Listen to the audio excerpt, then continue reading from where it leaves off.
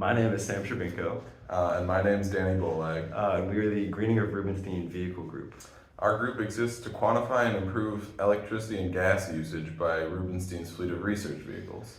This fleet includes 1 Prius, 2 vans, 3 trucks, the electric Ford Lightning, and the research vehicle, the Marcel Melisira. Beyond Rubenstein's fleet of cars, we've also been working with Taylor Resnick, the captain of the Marcel Melisira.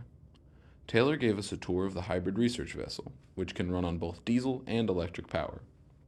When fully charged, the battery can run the boat for up to 3 hours. After the initial charge is depleted, the diesel engines begin replenishing the battery to provide power for the motors. The vessel also contains a full laboratory and can carry up to 32 people. Research done on this boat includes water and plankton sampling, sediment coring, and hydroacoustic sampling. They also run a program that allows K-12 students to learn about limnology and collect their own data with professional aid. In conjunction with Taylor, we've been working on quantifying and predicting both the gas and electricity usage of the vessel. This includes power for the motors, the bubblers which keep the boat from being iced in during the winter, and onshore maintenance power. Once we have the electricity data, we hope to have the boat's consumption offset by donated RECs. These renewable energy credits each represent 1 megawatt hour of renewable energy and would allow us to designate the Melisira's electricity use as net zero emissions.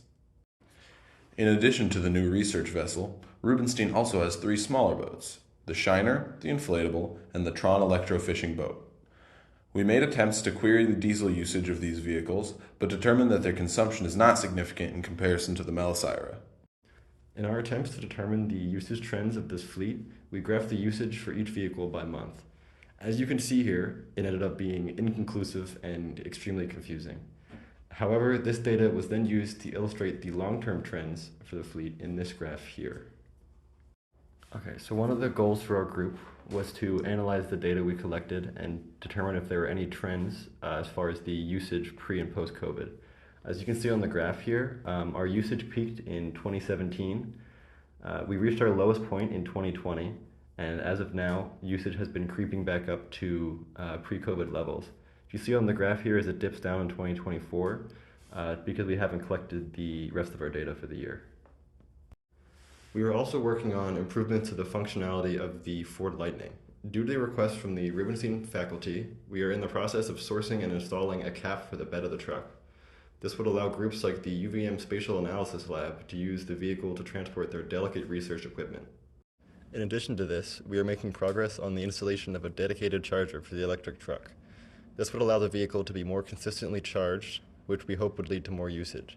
We're also planning to use Rubenstein's on-site solar to offset the charging of the Ford Lightning. Another one of the goals we are working on is to decrease the emissions of Rubenstein's fleet by replacing the oldest vehicle with an electric or hybrid alternative. The intense usage by the Rubenstein faculty requires us to pay additional attention to the range and charge times of new additions to the fleet, as well as the off-road capabilities. Once the replacement has been selected, we will then submit it to the UVM administration for approval. We're looking forward to completing our goals for this semester and hope to provide next semester's vehicle team with comprehensive data that they can use in future projects. We hope that this project will have a meaningful impact on the Rubenstein fleet.